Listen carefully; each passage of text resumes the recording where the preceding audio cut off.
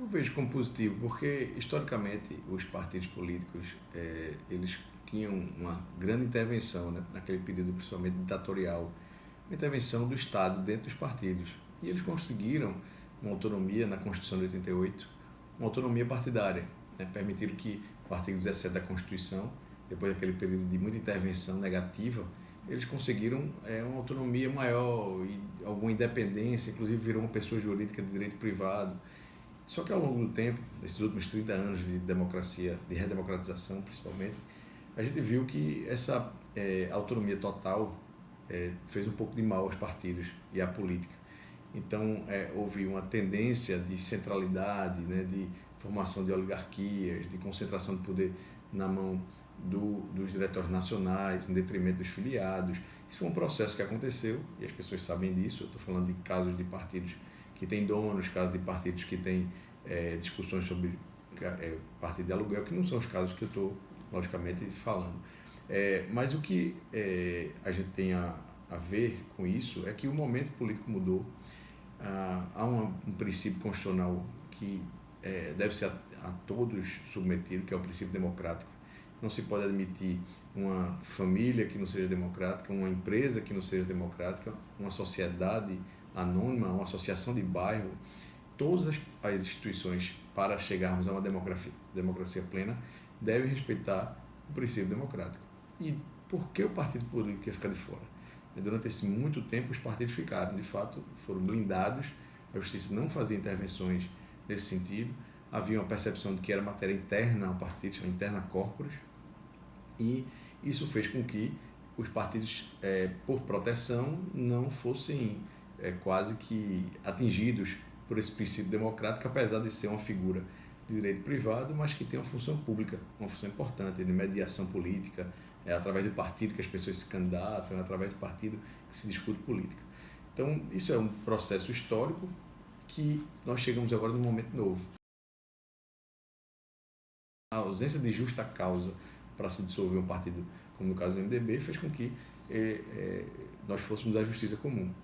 Então, diante do conflito que foi gerado pelo PMDB nacional, indo ao TSE, a Justiça, o Supremo Tribunal Federal, nos chama um conflito de jurisdição, que é quando há duas justiças estão em conflito, no caso, o Poder Judiciário Estadual e o Poder Judiciário Federal Eleitoral, estavam em conflito de decisões. Nós fomos ao Supremo, nessa medida, é uma medida prevista na Constituição, e lá conseguimos esse provimento de Ricardo Lewandowski. Lá também está uma reclamação contra a tentativa de descumprir essa própria decisão. O PMDB Nacional alterou as suas resoluções e indicou caminhos mitigando a própria competência que foi restaurada pelo Supremo nas mãos dos dirigentes partidários. Tentou diminuir a abrangência da decisão do tribunal. Então, em razão disso, estamos indo ao Supremo, ao ministro Ricardo Lewandowski, com um pedido de reclamação, quando há um descumprimento de decisão, para que ele faça essa avaliação. Isso vai ser avaliado provavelmente por esses dias, no caso do MDB. No caso do outro partido, do PPS, eu fui procurado numa situação um pouco diferente já. A situação já estava avançada, havia uma situação inusitada de uma dissolução sem nenhum documento, sem um processo, sem nada. O presidente Manuel Carlos, que era o presidente em exercício, tendo em vista que a presidente tinha sido licenciado há um tempo já, e todo o diretório atuava normalmente. Havia no PPS uma provisão de que o mandato é de 4 anos, mas só se conclui com o fim uma figura que chama Congresso, que é o ambiente onde se resolve a grande assembleia para se eleger os dirigentes. Esse Congresso, naturalmente, seria em novembro do ano passado. Ele foi adiado para março, por estratégia nacional, porque quem pode definir as datas é a nacional. De março foi adiado para abril, para 2 de abril, mas às vésperas desse Congresso foi dissolvida unilateralmente o diretório eleito e adiado o seu mandato pela própria adiamento do Congresso, foi dissolvido, destituído todos os membros do diretório eleitos para isso, e foi nomeada a comissão provisória. E esse dirigente, que não sequer foi notificado dessa dissolução, que estava no partido numa situação de dúvida se ficaria no partido ou saía, foi conclamado a realizar o Congresso.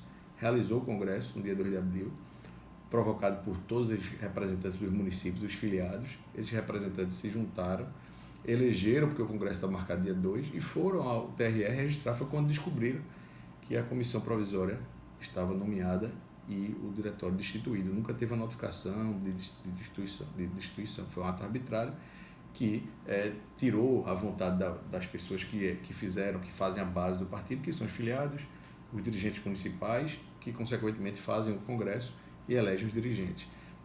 Essa situação levou a uma busca pela justiça, porque não havia outro caminho. Não tem como você fazer uma reclamação para o presidente que se o ato é dele mesmo, não tem outro caminho.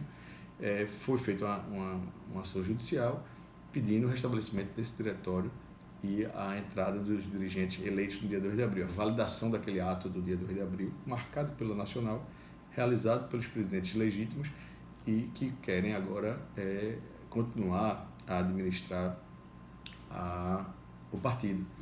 Eu sempre gosto de dizer que as pessoas dizem, não, isso é intervenção do Estado, há uma judicialização muito grande dentro dos partidos. Ao meu sentir, essa judicialização ela só pode existir, só existe quando há cesseamento de direito de defesa, quando não há contraditório, quando há ilegalidade, quando não se respeita os direitos dos filiados. Porque só porque alguém quer entrar no partido esquece tudo que foi feito. Eu costumo dizer, e disse isso nos despachos com os juízes, embargadores, quando levamos a questão à justiça, que não há como negar proteção ao direito dos filiados se a lei o garante, se o estatuto o garante. É como se uma associação de bairro ou uma SA, uma sociedade anônima, fossem à justiça porque o presidente de uma sociedade anônima destituiu um conselho fiscal e esse conselho fiscal foi tirado porque ele fiscalizava, como se fosse possível fazer isso. Não é, porque ele deve ter mandato. O conselho fiscal normalmente é escolhido por um tempo e naturalmente a justiça restabeleceria esse conselho fiscal se não tivesse nenhuma ilegalidade na atuação dos conselheiros.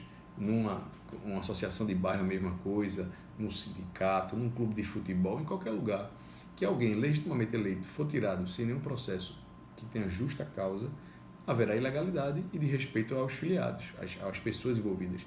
Nesse caso, havia uma proteção histórica pós-redemocratização que meio que negava, ou pelo menos não assimilava a possibilidade do Estado fazer essa intervenção. Acho que era natural, após um período de tanta intervenção negativa que aconteceu com a ditadura militar, com o desfazimento de partido, com a cassação de direitos políticos e tudo aquilo que aconteceu, que ninguém quer aquilo de volta, mas não se pode também negar totalmente a submissão à justiça de questões tão importantes como o direito dos filiados e a própria democracia interna dos partidos. Então, em razão disso, eu fui procurado, meu escritório foi procurado e a gente fez esse trabalho. Não tem nenhuma inovação no trabalho em si. A grande diferença é que a justiça passou a olhar isso com esse olhar mais cuidadoso, com esse olhar mais preocupado, tendo em vista a importância cada vez maior dos partidos políticos. É que se há interesses políticos em jogo, esses interesses são lícitos, são legítimos, as pessoas têm todo o direito de disputar dentro do partido, faz parte do seio do partido. O que a gente está combatendo aqui, aí minha função como advogado no processo, é combatendo ilegalidades, arbitrariedades. Se há imposição e destituição de direito de alguém, esse alguém tem como ir buscar na justiça essa proteção. Se as pessoas entrarem pelo partido pela porta normal, entrar, discutir, formar maioria e ser eleito para o dirigente do partido, consequentemente candidato, isso é o processo natural. Então, quem gera insegurança jurídica não são aqueles que são atingidos pela destituição, pela arbitrariedade, pela ilegalidade. O que a gente percebe é o contrário. São forçadas situações que geram desconforto e, até mais do que isso, prejuízos a direitos de pessoas que foram legitimamente eleitas para passar um tempo dirigindo o partido. Foram eleitas pelos pares, pelas pessoas dentro da regra do jogo, não cometeram nenhuma ilegalidade, não tem por que sair. Então, essa é a percepção que tenho, não faço juízo de valor político de qualquer movimentação. A minha análise é técnica no sentido de que o direito de alguém foi atingido por um ato arbitrário, essa pessoa tem todas as condições de buscar proteção judicial e, de fato, foi assim que recebeu, até agora tem recebido a proteção da justiça.